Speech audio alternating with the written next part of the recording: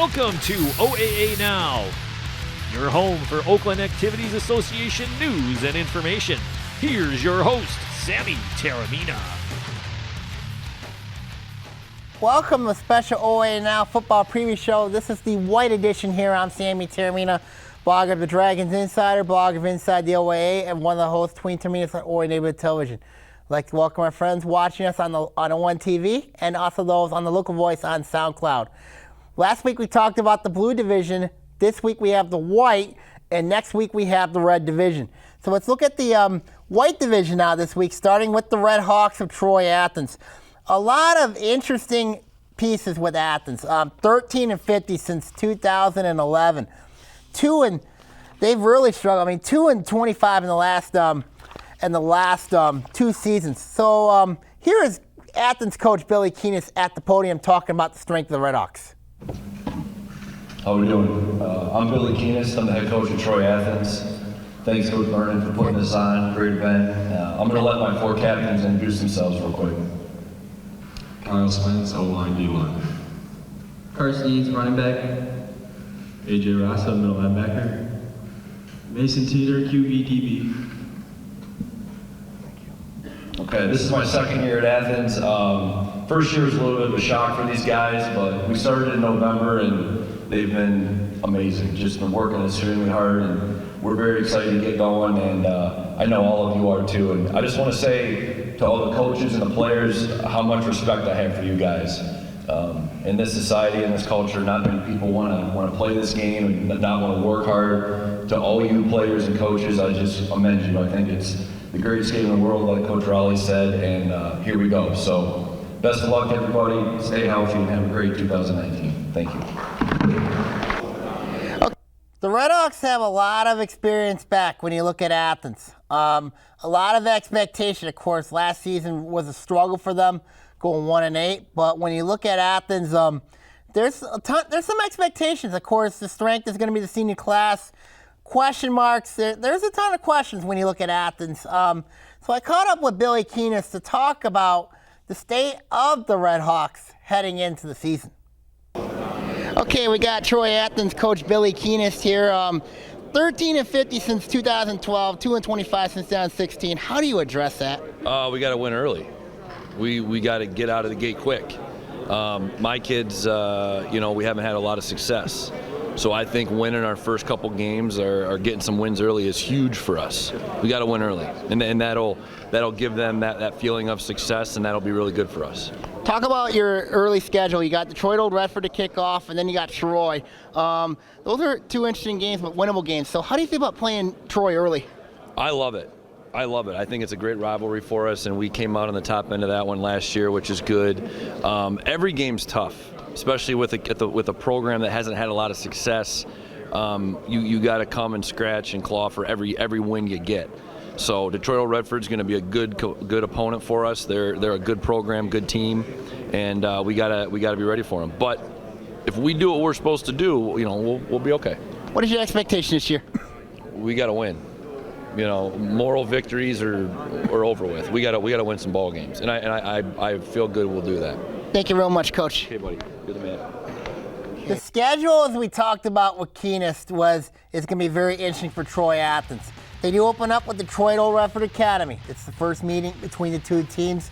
Detroit Old Redford has been really struggling a little bit as a program. And then September 6th, the big one, at home, Troy High. Last season, Troy Athens beat Troy at Troy 31-0. That is a statement. And I think, when you look at the Battle of Troy, this could be really interesting between these two teams. I think Athens got a little bit more experience when you look at this Red Hawk team heading into that one. And it's at home, so it wouldn't surprise me if Troy Athens starts off the year 2-0. But it'll be very interesting to see what happens, especially heading in their Week 3 matchup with Stoney Creek, which I think is going to be really interesting.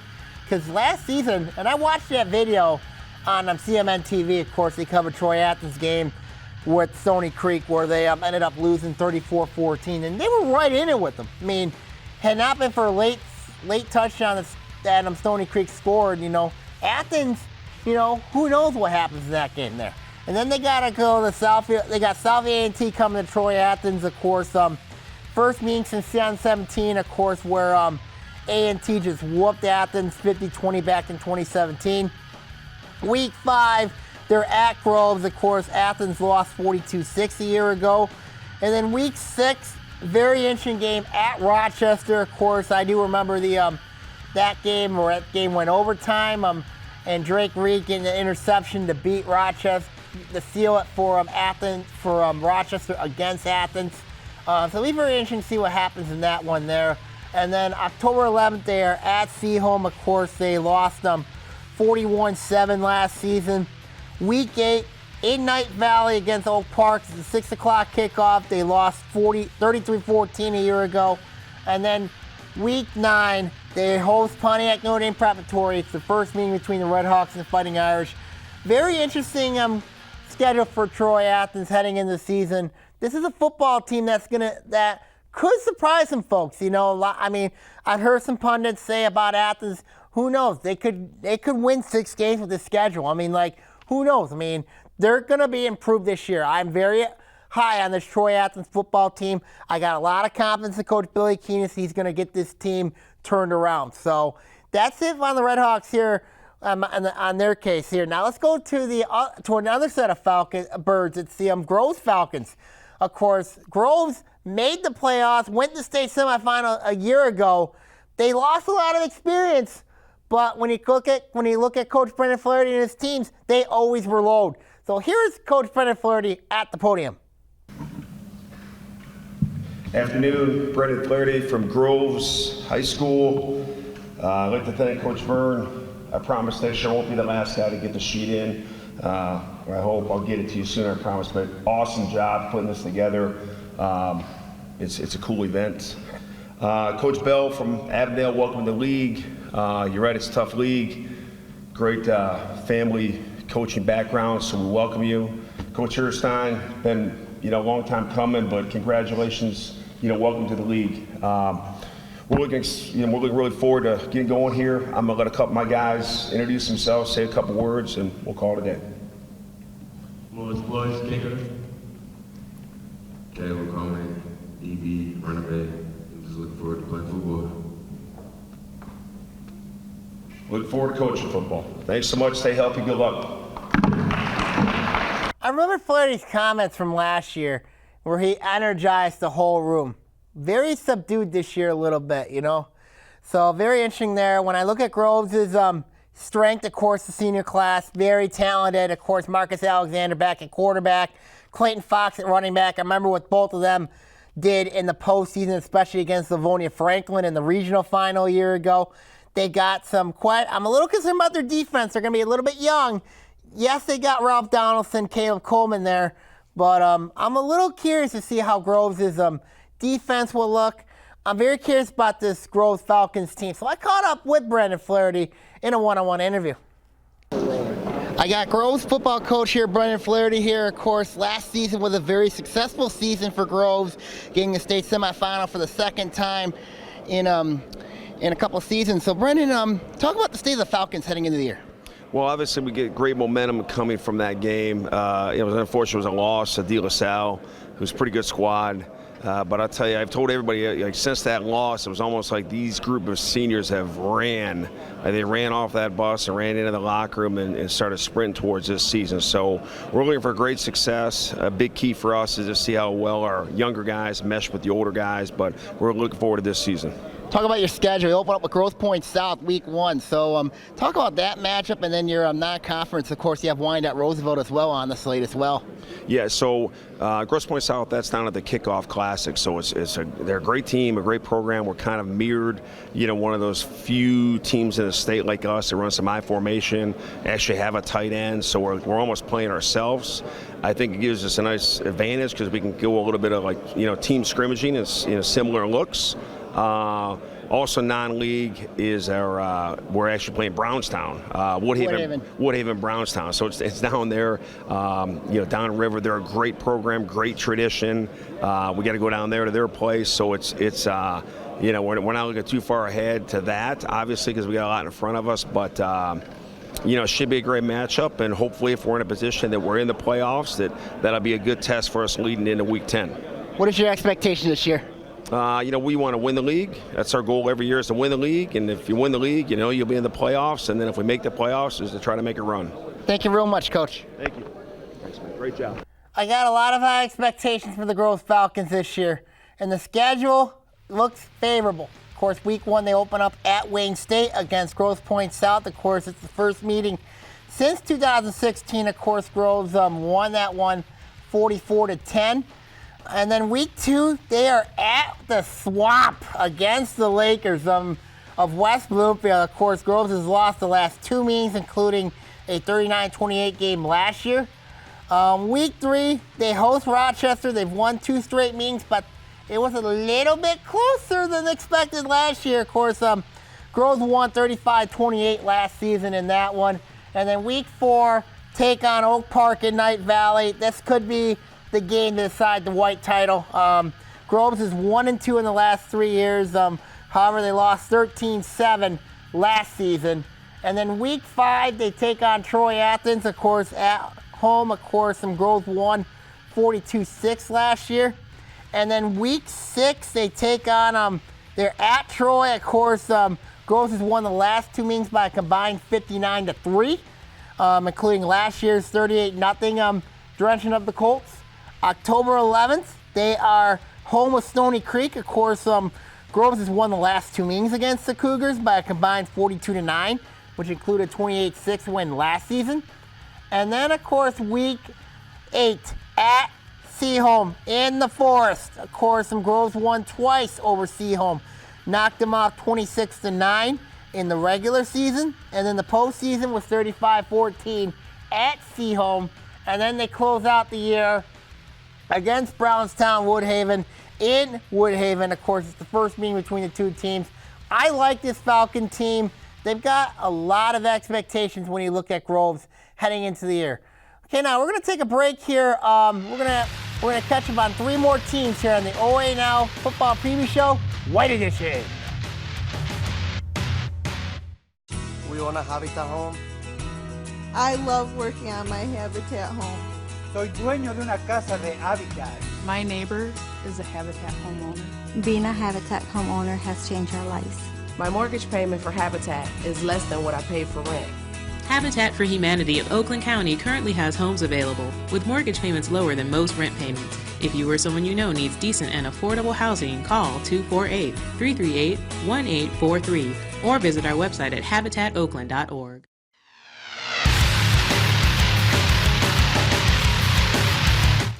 Welcome back to a special OAA Now Football Preview Show, the White Edition. I'm Sammy Termina here.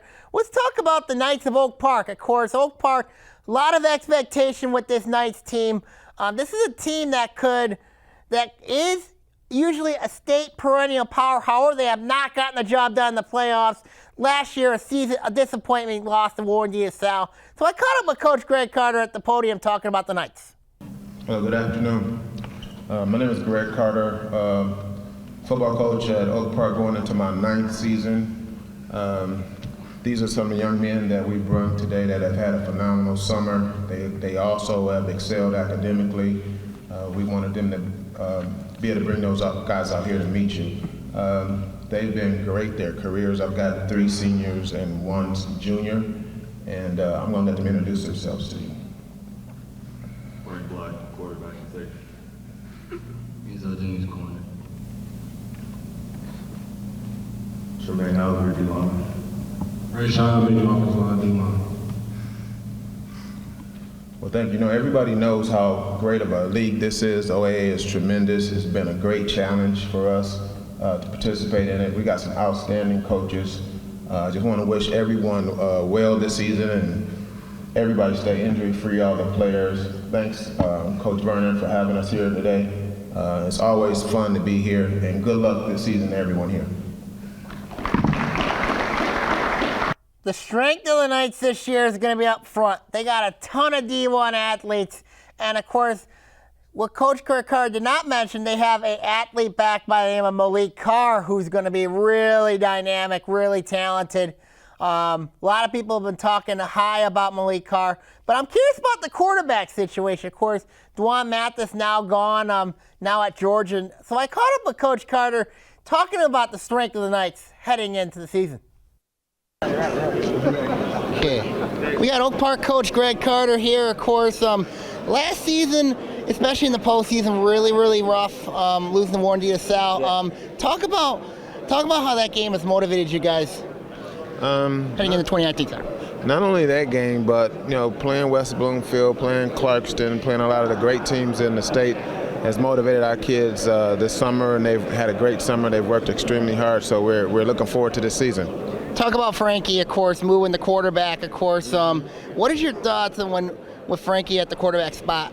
Oh, he's going to be a great player for us. He played quarterback 2 years ago on our junior varsity team that was undefeated. Played some great junior varsity teams. Last year he moved over to free safety and he played defense for the first time, and he did a great job. So he's excited to get back on the offensive side of the ball. He also will play a little defense for us too. So, he's a great kid, hard worker, so we're looking forward to big things from him. What is your expectation this year, Coach?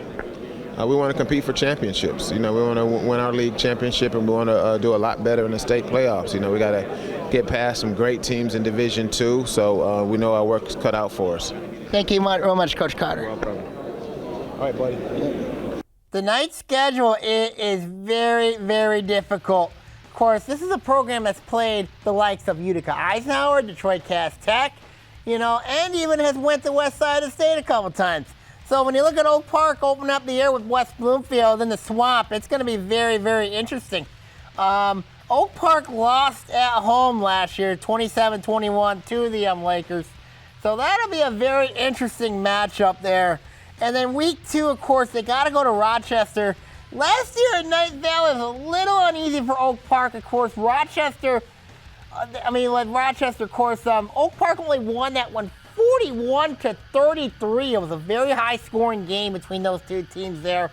And then week 3, taking on Clarkston. Oak Park has had a ton. They've won 2 straight against Clarkston, including last year's 21-14 victory over the Wolves. So that's going to be very interesting how, especially in the battle of the trenches, are going to be between the Knights and the Wolves. I'm curious to see. The difference could be whose playmakers show up in that one, because the battle in the trenches is going to be a heck of a battle there. And then September 20th could decide the blue. The Groves game in Night Valley. Of course, when you look at that matchup, Oak Park won last year 13-7 in Beverly Hills. 2-1 last 3 meetings against Groves. So that's going to be really, really interesting in that one there. And then week 5, they take on Stoney Creek. Oak Park's won the last 2 meetings by a combined 89-14. Last year, they won 41-14 last season in Oak Park. That game's at Stoney Creek, so that's going to be a very interesting matchup there. Week 6, Seaholm in Birmingham. This one's going to be a barn burner. When you look at Oak Park, historically they have had trouble with Seaholm. So that'll be very interesting, despite the fact they've won 4 straight games. So it'll be very interesting in that one there. Week 7, they take on Troy at home. They've won the last 2 meetings, including a 26-9 win last year. They've outscored Troy High School by a combined 67-9. Week 8, they take on Troy Athens. They won 33-14 last season. It'll be in Night Valley. And then they close out the year with Oxford. This is going to be an interesting match. Of course, Oxford, a pound the rock, smash mouth in your face team. Of course, they have a very good quarterback in Drew Carpenter. So that is going to be a really interesting match for Oak Park going up against the Wildcats of Oxford. So when I look at Oak Park, I think this is for sure a playoff team, but they just got to get by in the postseason. Yes, you're playing against teams like Warren de Sal. You're playing against, but you got to get by them if you want to get to your ultimate destination, which is Ford Field. So Oak Park, with them, a lot of expectations, a lot of D1 kids on that team. I'm curious how Frank Black's going to adjust the quarterback. And you have a guy like Malik Carr on that team. It helps when you have a kid like him. He's going to help you big time in a lot of things.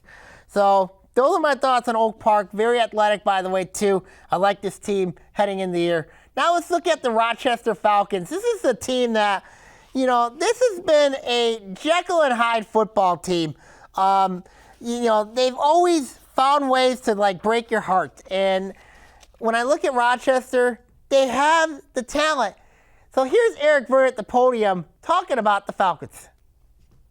Okay, again, my name's Eric Vernon, Rochester High School. We have brought with us here three players that had some valuable experience playing last year. Looking for them to kind of help lead the team this year. We have Madge Botani, who's offensive tackle for us.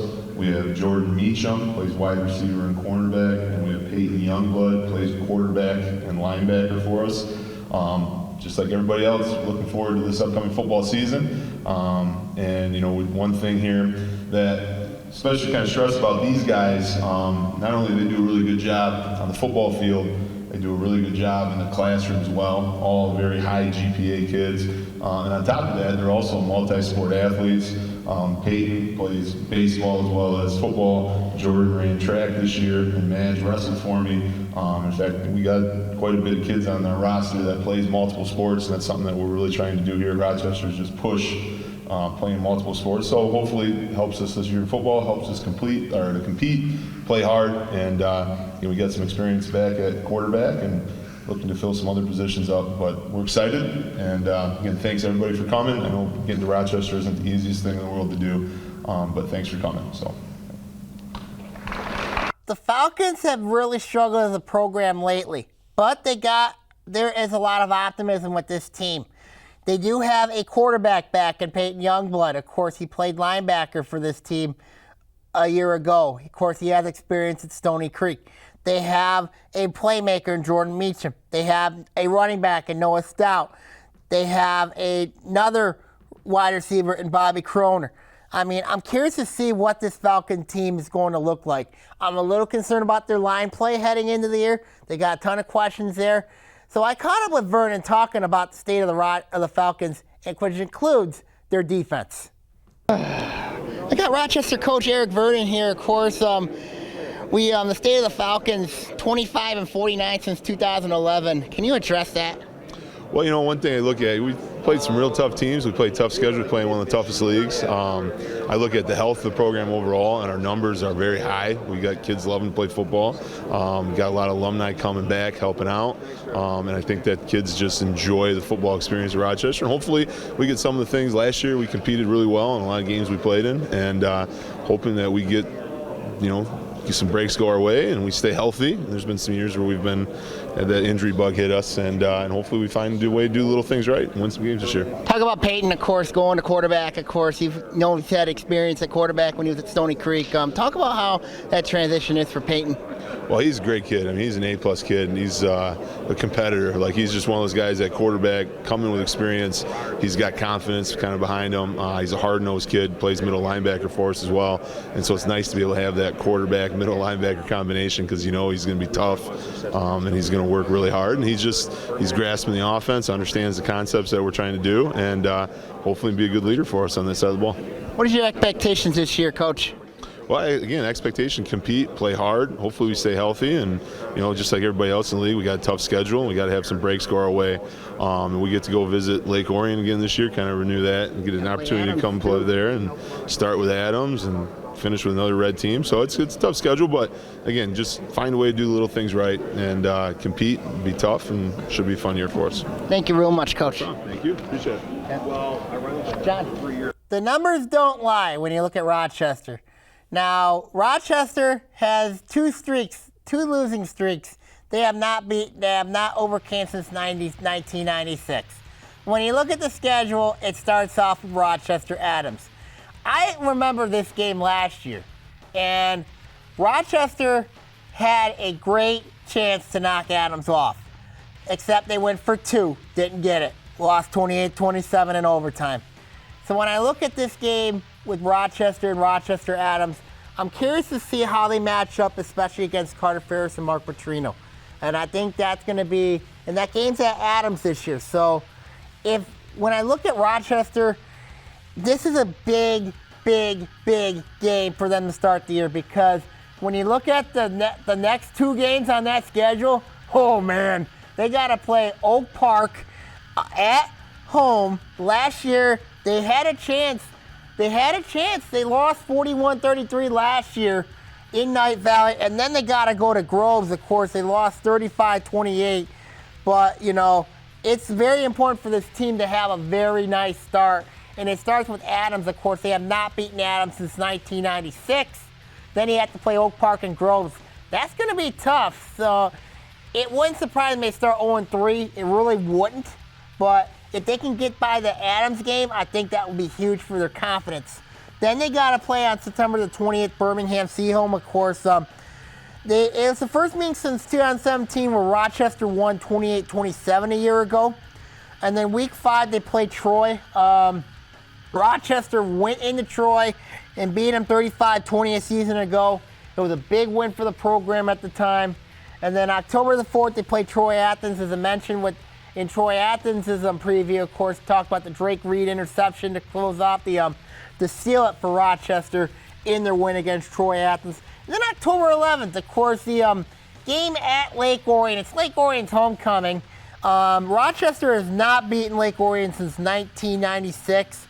The last time these two teams played was in 2013, where Rochester lost at home to the Dragons, 41-20. October 18th, they play Stoney Creek. Of course, this was a head scratcher for me last year, where Rochester. Well, I thought Rochester was getting a lot of momentum, and then all of a sudden they go into Stoney Creek, and then they ended up losing 25-0. That was a shock, and it's also a sort of a homecoming for former assistant Nick Merlo, who ended up taking the Stoney Creek job, and of course Merlo's father coached at Rochester for a long time before Eric Vernon took the job here at Rochester. And then they close out the year October 25th at home against Bloomfield Hills. Of course, Rochester lost 21-15 last season. So when I look at Rochester, the state of the Falcons, this is a team to keep an eye on for sure. I mean, when you look at that, when you look at the Rochester Falcons, a lot of optimism, but also a lot of doubt. So, you know, this could be a team. This is going to certainly be a team worth watching heading into the regular season. It's the Rochester Falcons. Let's go from Rochester, the team that moved up from the blue to the white, and that's the Seaholm Maples. When you look at the Maples, you know, a lot of experience. They lost a ton of experience from a year ago. But when you look at Seaholm, this is a team that's going to be worth watching. So here's Seaholm at the podium. Hello, my name is Jeff Hill. I'm one of the varsity assistant coaches. Coach DeWald could not be here, but instead he sent these 4 young men that are typical examples of the Seaholm kids, and I want them to introduce themselves real fast. I'm Caden DeWald. I play offensive line, defensive line. I'm Caleb Miller. I play quarterback. James DeWald, I play linebacker. Savvy Silveretti, O-line, D-line. We too are very excited to get the season started. I'd like to wish everyone a very healthy and productive 2 days, and that your season turns out to be everything that you hope it to be. Best of luck. The strength of the Maples is the offensive positions. I'm curious to see how their quarterback position is going to be with this team. I did talk to Jim DeWald on email about the state of the Maples. He gave me some good ideas. He gave me a good hints what Seaholm's going to look like this year. I'm curious to see how Will McBride's going to do as a returning skill player. I'm curious to see how Sadia Siliperti does in the O-line, D-line. But everything's going to start with James DeWald, of course, 3-year starter at linebacker. I'm curious to see what this team's going to look like heading into 2019. When you look at the schedule, of course, Seaholm opens up the year in the Forest against Ferndale. Last season was a shocker. They won 53-8 over the Eagles. I did not see that one coming in that one. So when I look at Ferndale and Seaholm, this could be a really interesting matchup week 1. So that'll be a good matchup between those two teams. And then, of course, week 2, it's Stoney Creek. Of course, Seaholm is at 0-3 all time against Stoney Creek. Of course, with last season losing the last time they met was 16-14 in favor of Stoney Creek back in 2017. Then they got to play Troy. Of course, they lost 13-2 in 2017. So that'll be very interesting as well. September the 20th, playing Rochester. Of course, That was a 1-point loss for Seaholm in 2017. And then week 5, they take on Rochester Athens. They lost 27-0 in 2016, so that'd be very interesting there. October the 4th, they play Oak Park. They've lost 4 straight games to the Knights. October 11th, they play Troy Athens, a familiar opponent besides them in Ferndale, of course. They beat Athens 41-7 last season. And then the big one for Seaholm fans, Groves. Here is a little story about that. Groves has lost 6 straight to Seaholm, including last year, they lost twice. So if there's not any motivation for that program to knock off Groves, then I don't know what is.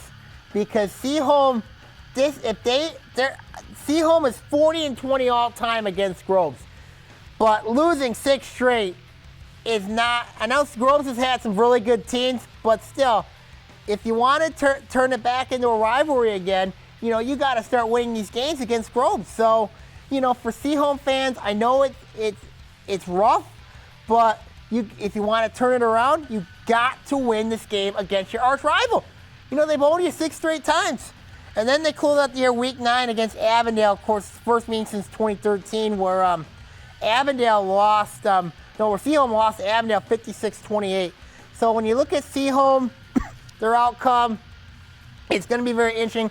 I'm very concerned about this team going forward. As I mentioned, the Groves thing, of course, we talked about that. This team's got to get by Groves this year.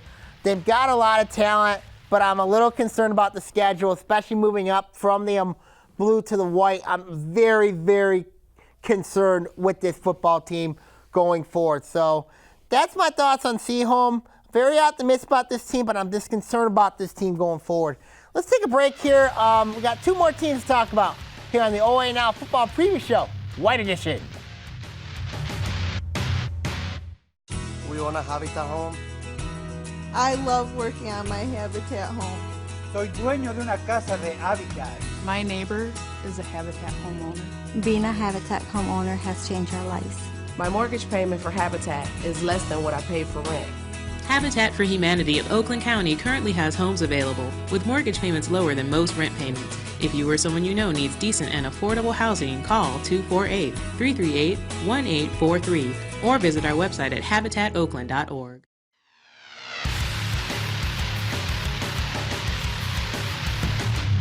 Welcome back to Special OAA Now Football Preview Show, the White Edition. I'm Sammy Termini here. Let's look at the Cougars of Stoney Creek, of course. This is a team that started off 1-5 last year. However, they turned it around, ended up going 2-1 their final 3 games, finished here 3-6. Now, when you look at the Cougars, it's about stability, and I think Nick Merlot's done a wonderful job at bringing and providing stability to a program that really needs it. So here is Stoney Creek coach Nick Merlot at the podium. Good afternoon. My name is Nick Merlot from Stoney Creek High School. Thank you, Rochester, Coach Vernon, for having us out this year.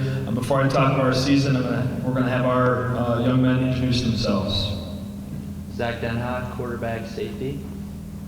Jack Burdick, tight end. Jack Warner, receiver, corner. Nick Potenza, middle linebacker. David Morris, running back, nose guard. We're really excited about the season, year 2 under the armor of culture. These young men have taken advantage of every opportunity in the weight room, the classroom, and on Monday, hopefully on the field. So wish everyone good luck, stay healthy, and enjoy this football season. Thank you. I am very curious with this Stoney Creek football team. I'm curious. They might have a quarterback competition. Yes, Zach Denna was there, but they do have another quarterback in Ryan Eckhout to keep an eye on. So there could be a quarterback competition brewing over at Stoney Creek for Coach Merlot. And I mentioned that in the interview, talking about the Cougars and how the progression has been. Of course, the strength of the Cougars this year, obviously the defense, very good, well coached, and the defensive coordinator, Gary Griffith. So here's my thoughts in my interview with Nick Merlot talking about the state of the Cougars. I got Stoney Creek coach Nick Merlot here, of course. Last season started off rough, 1-5, but you turned the season around a little bit. Talk about the strength of the Cougars. Yeah, our kids did a nice job last year buying into the culture and working hard, and all off season they put in a great deal of time in the classroom, in the weight room, trying to get better. And our strengths this year will be our offensive and defensive line, return a lot of guys in those positions. And our senior leadership is much stronger this year, and they're getting to know the kids and understanding what makes them tick, and their relationships with each other has been really special to look at and watch, and looking forward to the fall. Talk about your quarterback situation, of course. You do lose a guy in Frank Potesma. Now you got, how's your quarterback situation looking? Frank was a 4-year starter for us. Great talent, great young man. He's going to do great things at Wayne State. Got a lot of options at quarterback this year, and we'll see how camp goes, and we'll see how the four-way scrimmage goes, and we'll make a decision after that. What are your expectations this year, Coach? Improving from last year, the second year under the Armor Up culture, and just seeing the kind of growth our young men have worked so hard for. Armor Up. Thanks, buddy. See here. The Armor Up culture has done very well for Stoney Creek, and it's really paid dividends.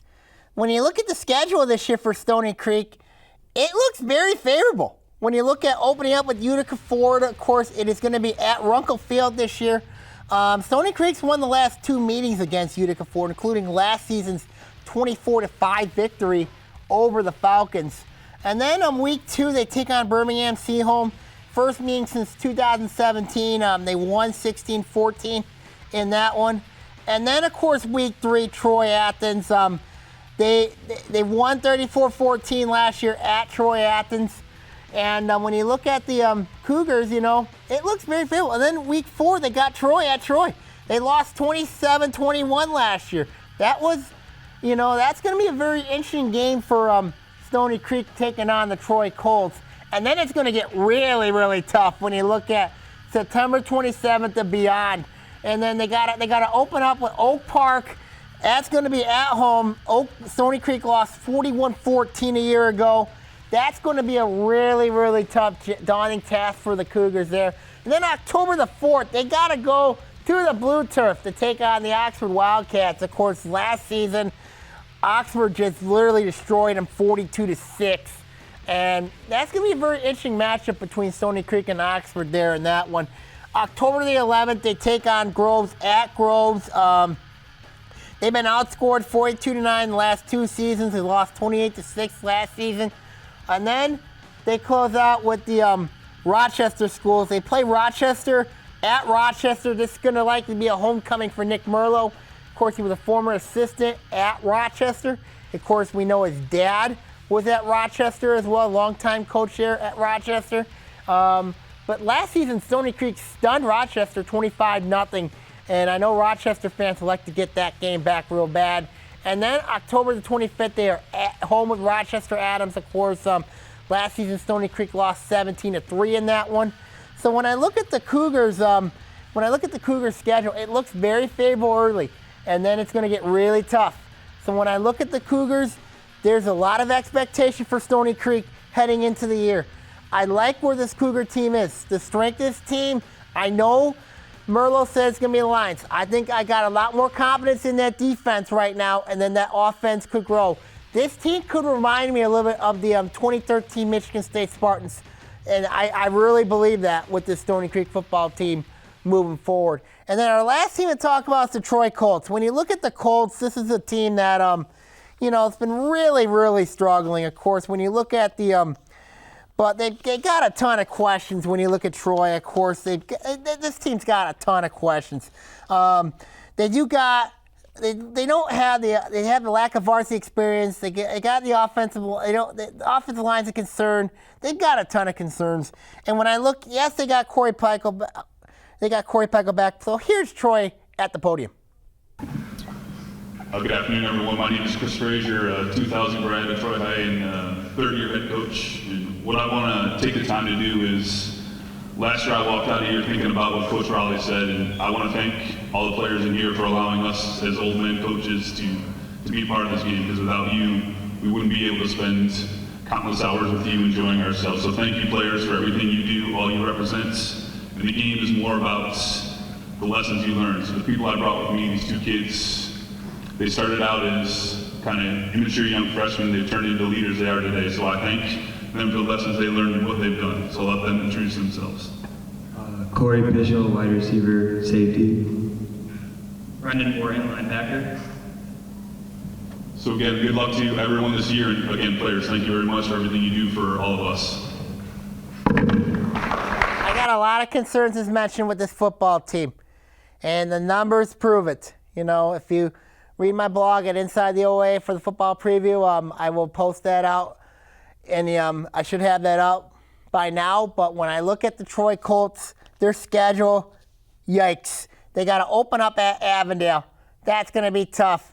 Of course, Avondale, yes, they got a new coach. They had won 2 straight until last year where they lost 28-13. September 6th at Troy Athens. Last year, lost 31-0 a year ago. So when I look at that game, always is interesting in the city of Troy. So when I look at that one, there could be some fireworks in that one there and that one there. September 13th, they take on Seaholm. It's their homecoming. Week 3, home opener on homecoming. Very interesting. They had won 13-2 back in 2017. So that'll be very, and they are 13-8 all time against Seaholm. And then week 4, Stoney Creek at home. Last year, Troy went to Stoney Creek and won 27-21. And then week 5, they take on Rochester. They lost 35-20 a season ago. Week 6, they are home at Groves. Of course, last year Groves beat them 38-0. October 11th, they take on Oak Park on the road. Troy lost 26-9 last season. I watched that game specifically on CMN TV. And then October 18th, they're at Bloomfield Hills. Of course, Troy is 0-3 all time against the Blackhawks. They lost 27-10 with the last meeting back in 2016. And then they close out the year October 25th at home against Berkeley. Of course, Troy winning the Hurley Field and won 20-12 last season. And Troy is 20-12 all time against Berkeley. So very interesting. This team's got a lot of questions, as I mentioned. Got a lot of concerns with this team. Mentioned lack of varsity experience, offensive line. I'm high on Corey Peichel. But they've got some question marks. They got to find a quarterback. And also Javier Banks is another one I'm high on. But they've got to find a quarterback for this team to go forward. And when I look at Troy, I don't know if I see that right now with this team. I really don't. So when I look at the Troy Colts, when I look at the Troy Colts, ton of questions with this football team. Okay, now let's look at my projections of the White Division when I look at it. When I look at the White this year, Oak Park and Groves, no doubt the 2 top teams in the White. And then of course, I think between third and 6th are going to be wide open. I like where Stoney Creek's at with their program. I'm high on that team, on the Armor Up culture. I love their defense. Very high on this defense. Troy Athens, I think they're going to get 3 wins this year. They're going to keep moving up, going up. Rochester's the interesting one because when I look at Rochester, they've got questions, they got talent, but I think they're not all the way there yet. Seaholm, I'm very concerned about their move up to the blue. Troy, as I mentioned, it's going to be a long year for them. So when I look at the top 10 to start the year from the White Division, you got obviously the 2 top teams in the White to start up the top 10 in the preseason. I got Groves at 4 and Oak Park at 2. That tells you how high I am on both those teams heading into the season. So when I look at the OA White, it's going to be an interesting league. You don't have the Harrisons anymore. You know what I mean? Harrison no longer there, but the White is always the most interesting division. So we'll see what happens with them going forward. Okay, now everybody, I'm going to sign off here. Of course, next week we're going to preview the Red Division here on our special OA Now football media coverage. So stay tuned for the Red. And for teams in the White, good luck this season. And let's go OA. See you next week, everybody.